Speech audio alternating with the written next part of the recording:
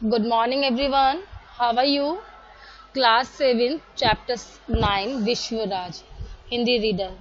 आज हम class 7th में जो है पाठ 9 पढ़ने वाले हैं, जो है विश्वराज नाम से है।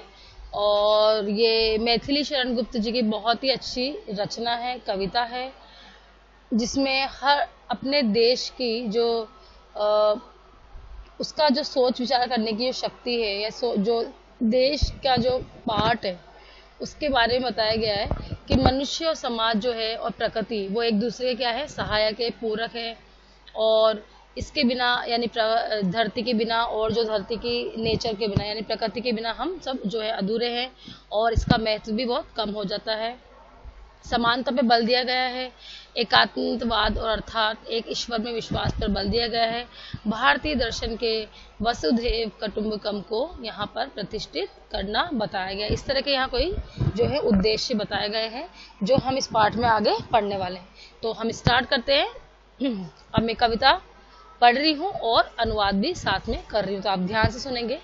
कहो तुम्हारी जन्मभूमि का कितना विस्तार, भिन्न भिन्न यदि देश हमारे तो किसका संसार। क्वेश्चन कर रहा है ये लेखक जो है, जो कवि हैं, लेखक नहीं कवि जो हैं, वो प्रश्न कर रहे हैं हम लोगों से।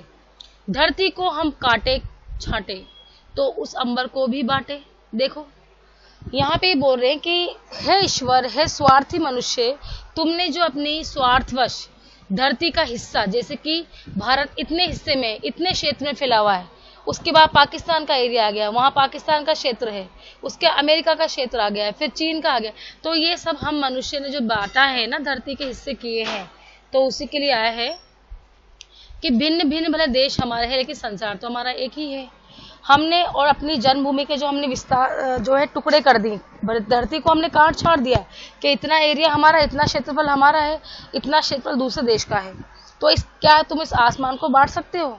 आसमान कितना बड़ा है, कितना विशाल है, कहाँ तक इसकी सीमा है, क्या तुम उसको बांट सकते हो? आसमान तो सब जगह फैला हुआ पूरे संसार में। तो क्या सिर्फ जो भारत का आसमान है वो सिर्फ नीले रंग का होगा, और अगर पाकिस्तान जाएंगे तो वहाँ का आसमान क्या हरे रंग का हो जाएगा? नहीं ना। तो इसी तरह यह व्यंग्यात्मक कविता के रूप में मैथिली शरण गुप्त जी बहुत ही सुंदर तरीके से अपने विचार व्यक्त कर रहे हैं। एक अनल है, एक सनिल है, एक अनिल संचार, यानी एक अनल है यानी अग्नि जो है वो भी क्या है, एक है, और सनिल जो है हवा भी, वो भी एक ही, मतलब कि जो आग है, वायु है, समुद्र है, वो प्रकृति हमारी सब एक ही है ना, हमारी प्रकृति कहेंगे उसको। और अनिल संचार जो हवा आती है, जो हवा के झोंके, वो भी सब हमारे एक ही हैं। कहो तुम्हारी जन्मभूमि का कितना विस्तार। तो हे स्वार्थी मनुष्य, तुमने स्वार्थवश धरती के टुकड़े कर दिए हैं कि भाई ये इतना प्रतिशत हमारे जो क्षेत्र में आता है, लेकिन क्या तुम अंबर के, अग्नि के, हवा के, या जो भी और भी हमारी प्रकृति के, उसके तुम टुकड़े कर सकते हो? नहीं। एक भूमि है, एक व्योम है। तुम जो भूमि धरती एक ही है, आकाश भी एक ही, सूर्य भी एक ही, और चंद्रमा भी एक ही है। तो ये सब, इसको हम अनगिनत या उसके टुकड़े नहीं कर सकते, उसको हम अलग अलग भेद नहीं कर सकते। एक ही प्रकृति है, एक पुरुष है, अगणित उरूपाकार है। हमारी जो प्रकृति है वो क्या है, एक ही है, कण कण में प्रकृति अपना गुण रखती है, समाये हुए है। और पुरुष भी एक ही है। पुरुष के लिए यहाँ पे इस तरह आया है कि जो ईश्वर है, और जो अनगिनत यानी पुरुष जो अपनी मतलब प्रकृति को पुरुष की संज्ञा दी गई है, तो उसी के लिए आया अगणित रूपाकार, यानी प्रकृति के कई तरह के रूप है। कैसे? जैसे कि हमारे आकाश है, चंद्रमा है, सूर्य है, समुद्र है, और ये सारे हमारे प्रकृति के जो कण कण में हमारा गुण व्यक्त है, उसी के लिए आया है। कहो तुम्हारी जन्मभूमि का कितना विस्तार। ठोर ठोर का गुण अपना है। ठोर ठोर यानी हर जगह जगह, जगह जगह के लिए है ठोर ठोर। ठोर ठोर का गुण अपना है, ऋतुओं का अपना तपना, यानी कि हर जगह जगह का अपना गुण है, यानी कि हर ऋतु का, हर जैसे सर्दी आएगी तो उसका गुण अपना है, गर्मी आएगी तो वो भी हमें जो है तपाएगी, सर्दी हमें कप कपाएगी। तो सबके अपने अपने गुण भरे हुए हैं। फिर भी हमें सर्दी और गर्मी यानी हर तरह की कठिनाइयों में एक जैसा आचरण करते हुए अविकार रहना चाहिए, यानी कि बिना रुके अपने काम को कर्मशील बनना चाहिए। इस तरह यहाँ पर जो है मैथिली शरण जी कहना चाहते हैं। अब हम आगे बढ़ेंगे। समशीतोष्ण एक रस होकर होना है अविकार, कहो तुम्हारी जन्मभूमि का कितना विस्तार। समशीतोष्ण से यहाँ पर कहना का अर्थ है कि जो सर्दी गर्मी आएगी तो हम तब भी हम एक रह सकते, जैसे भी मैंने पढ़ाया है आपको कि सर्दी आएगी तो भी हमें एक समान रहना है मिलकर, गर्मी आएगी भले वो हमें तप आएगी तो भी हमें एक समान रहना है मिलकर, और कठिनाइयों का जो है कठिनाइयों में जैसे हम एक आचरण करते हैं वैसे में अविकार जो है रहना है, मिलजुल कर रहना है।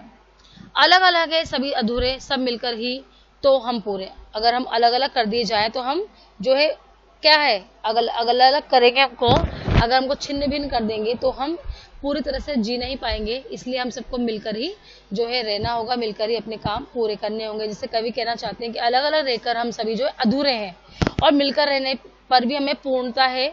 सभी पृथ्वीवासी एक ही मनुष्य हैं।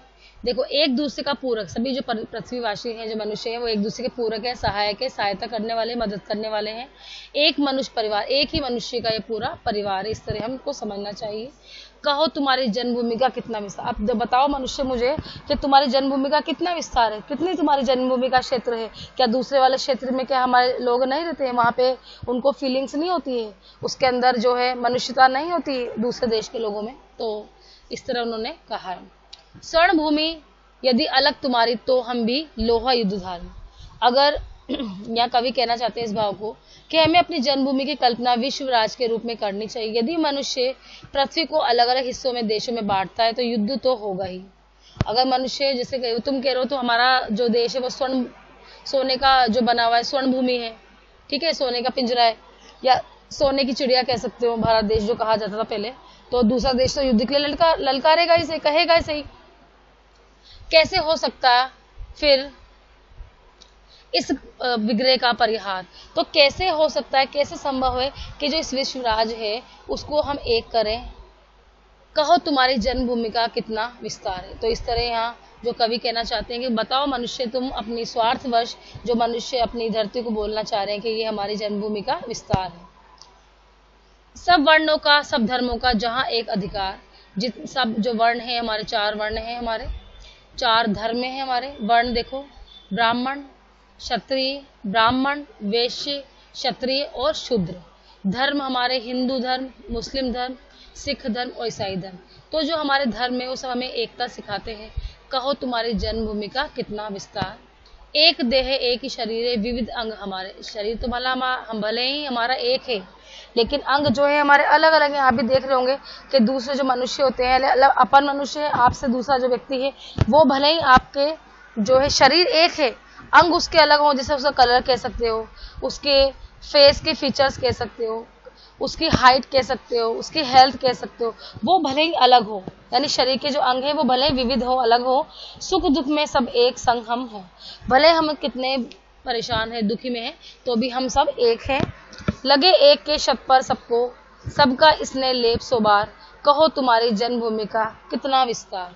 तो यहाँ जो लेखक कहना चाह रहे हैं कि हे मनुष्य तुम बताओ तुम्हारे स्वार्थवश इस धरती का जो कितना विस्तार तुम बता सकते हो। तो मैं एक बार इस पैराग्राफ को फिर से मैं इस हिंदी अनुवाद कर रही हूँ कि कवि कहते हैं कि अलग अलग रहकर भी, यहाँ से कर रही हूँ, कवि कहते हैं कि अलग अलग रहकर हम सभी अधूरे हैं और मिलकर रहने में ही हमें पूर्णता है। सभी पृथ्वीवासी जो है एक ही मनुष्य है, परिवार है। इसी भाव को धारण करते हुए हमें अपनी जन्मभूमि की कल्पना विश्वराज के रूप में करनी चाहिए। यदि मनुष्य पृथ्वी को अलग अलग हिस्सों या देशों में बांटता है तो युद्ध तो होगा ही। देशों की आपसी फूट और युद्ध को समाप्त करने और शांति से रहने का एक ही मंत्र है और वह है पूरी पृथ्वी को एक स्वतंत्र विश्वराज समझा जाए। एक ऐसे लोकतंत्र की स्थापना की जाए जहां सभी वर्णों और सभी धर्मों का जो है समान अधिकार हो। कवि कहते हैं कि सभी मनुष्य एक ही ईश्वर की संतान है। वे समझ जाते हैं कि पूरी मानव जाति एक ही शरीर के अलग अलग अंगों के समान है जो एक दूसरे के बिना अधूरे हैं। यदि हम एक अंग को चोट पे पहुंचाते हैं या एक अंग को, हमारे शरीर के किसी भी अंग को चोट पहुंचती तो बाकी जो अंग है वो उसको स्नेह पूर्वक उसका उपचार करना चाहिए। यानी कि हम दूसरे को, अगर किसी मनुष्य को हेल्प की जरूरत है, मदद की जरूरत है, तो हमें उसकी मदद करनी चाहिए। यानी सुख दुख में मिलकर रहना चाहिए। मानव को संपूर्ण विश्व को ही अपना जन्मभूमि समझाना या समझना चाहिए। तो यहाँ इसी तरह कवि जो है मैथिली शरण गुप्त जी यही कहना चाह रहे हैं कि हे मनुष्य, तुम ये बार बार कह रहे हो कि इतना क्षेत्र मेरे देश का है, इतना क्षेत्र दूसरे देश का है, और इस तरह जो स्वार्थवश हमने अपने ही पूरे संसार के टुकड़े टुकड़े कर दिए हैं, और बस अब हम ललकार रहे हैं एक दूसरे देशों को लड़ने के लिए कि देखो हमारे देश में जो है अगर तुमने कदम रखा तो हम तुम्हारे देश के लोगों को मार गिराएंगे। तो इस तरह उस व्यंग रूप रचना में मैथिली शरण जी यही कहना चाह रहे हैं कि एकता के सूत्र में स्वयं को पिरोना होगा, मानव कल्याण के लिए लोकतंत्र की स्थापना करनी होगी। ये क्या क्या कर सकते हैं वो बता रही हूँ मैं। पहले मैंने आपको बताया भावार्थ चैप्टर में क्या कहना चाह रहे हैं मैथिली शरण गुप्त जी, और अब हमें क्या करना चाहिए वो आप समझेंगे। तो एकता के सूत्र में हमें स्वार्थ को पिरोना होगा, एकता के सूत्र में स्वयं को पिरोना होगा, यानी एकता से रहना होगा, यूनिटी बना के हमें रहना है। जैसे आप लोगों ने सुना भी होगा, यूनिटी इज स्ट्रेंथ, तो संगठन में ही शक्ति होती है। मानव कल्याण के लिए लोकतंत्र की स्थापना करनी होगी। विश्व राष्ट्र की परिकल्पना में लोकतंत्र एक ऐसे स्तंभ का कार्य करेगा जिस पर विश्व राष्ट्र टिका होगा। इस प्रकृति के साधनों पर बिना भेदभाव के सभी का समान अधिकार होना चाहिए। सबके सुख दुख में हमारी सहानुभूति हो, हम संकट काल में एक दूसरे के सहायक सिद्ध हों, यही कवि की जो है कामना है। मतलब कवि भी यही चाहते हैं, गुप्त जी भी यही कहना चाहते हैं कि सभी मनुष्य जो स्वार्थवश भटक गए हैं वो हम मिलजुल कर रहना सीखे। सभी देशों के लिए आए हैं यहाँ पर, जो आपसे देश से फूट चल रही है ना अभी हमारे, हर देश अपने आप को स्वयं को महान सिद्ध करने में लगा हुआ है और दूसरे देश को नीचा गिराने में लगा हुआ है, और एक दूसरे युद्ध करने के लिए ठान रखा है कि मुझे, जैसे अभी इंडिया जो है और चीन में जो डिस्प्यूट हो रहा है कि हम इस तरह के जो कोरोना महामारी की वजह से हमारे जो संबंध है वो कैसे हो गए। पहले हमारे संबंध बहुत अच्छे थे, प्रगाढ़ थे, अब वो संबंध जो धीरे धीरे खत्म होते जा रहे हैं। तो वो पाकिस्तान से भी हमारे संबंध जो है, हमारे क्या संबंध है, पाकिस्तान तो हमें हमेशा नीचे गिराने के लिए ही लगा रहता है। तो कहने का अर्थ है, बहुत सारे एग्जाम्पल है बच्चों। तो इस पार्ट में मैथिली शरण गुप्त जी यही कहना चाह रहे हैं और वो मैंने आपको अच्छे से समझा दिया है। अब आप लोग इस चैप्टर को जो है रीड आउट करेंगे और वर्ड मीनिंग लिखेंगे, और इस वीडियो को 1 से 2 बार देखेंगे, आप लोगों को अच्छे से समझ में आएगा। Okay, bye.